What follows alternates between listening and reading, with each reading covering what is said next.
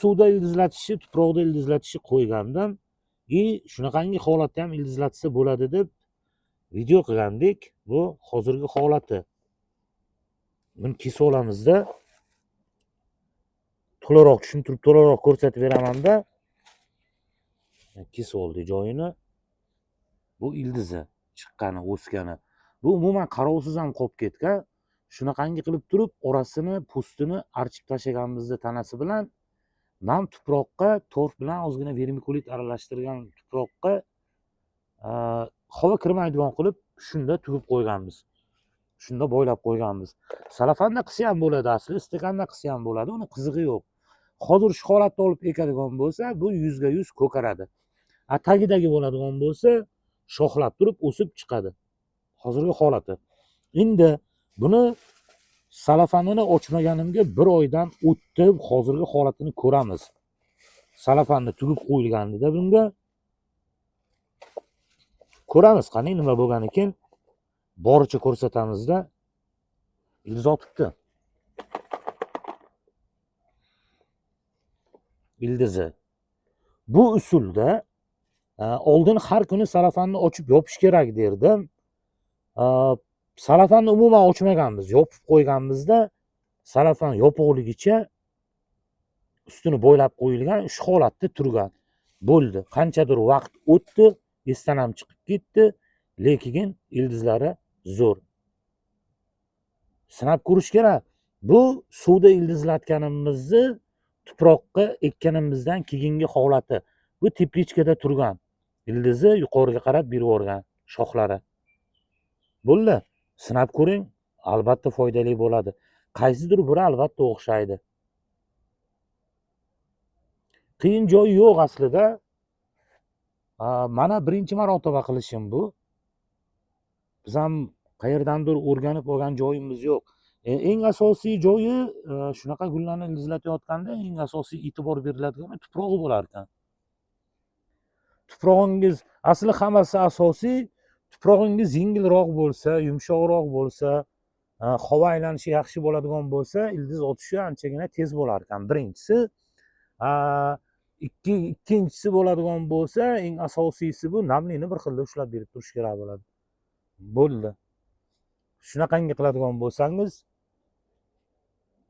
muammosiz gulingiz ildiz otadi.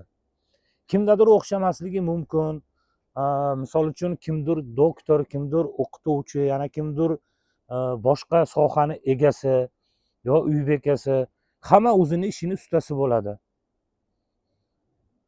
Siz qiladigan ishni biz qila olmaymiz. Lekin harakat qiladigan bo'lsangiz, bu gulni ko'paytirish u darajada qiyin ish emas. Qiyinchilik joylari yo'q. Shunchaki sinab ko'rish kerak xolos. Odam qilgan ish. Hozir Qora Shahzodada shu aytganimdagi qarovsiz ham qolib ketgan, bittasiga salafan o'rab qo'yganmiz kesilganiga, ikkinchisiga bo'lsa bir marta shu nam tuprog'i o'rab shu yumaloq idishga qo'yib qo'yganimizcha esdan chiqib qolib ketganda natijasini ko'rinib turibdi. Ildiz otgan. Bu kesgan fikuslarimiz. Banda bu qarovsiz joyda turadi, eshigi ochiq, skvoznak, yorug'lik tushadi ham, bu yoqdan tushmaydi desa ham bu tushadi yorug'lik, lekin qarovsiz qolib ketgan umuman. Natijasi yomon emas. Hammasi shoxlayapti. Kaltagini o'zini qilganimiz ham shoxlagan. Bitta chiqqani ham bor. Bularda ham shoxlab chiqyapti. Quriganlari ham yo'q emas. Misol uchun bu qurigan, bunisi ham qurigan. Shoxlamaganda turgan joyda chirib ketgan. Namlikni doim bir xilda ushlamaydigan bo'lsangiz, aniqroq namligini ko'p qilib yuboradigan bo'lsangiz, qurib ketib qoladi. Shuning uchun gulni kesgandagi eng katta e'tibori suv berishga o'zi har doim qaratiladi. Suv berish ko'p narsani hal qilib qo'yadi.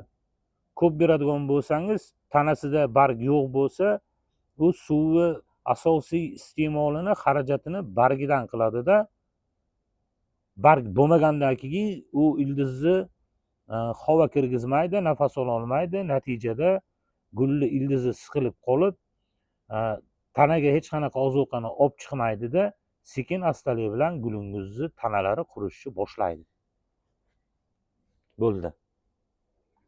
Shuning uchun har qanaqa gulni kessa bo'ladi. Hozir payti, fikus kesasizmi, gerani kesasizmi? Lekin e'tibor beriladigani tagini doim yumshatib turish kerak bo'ladi. Suvini ko'p berib yubormaslik kerak bo'ladi. Ozuqa beradigan bo'lsangiz, tezroq natijaga erishasiz. Foydali bo'lib qoladi. Rahmat, vaqt ajratib ko'rganingiz uchun.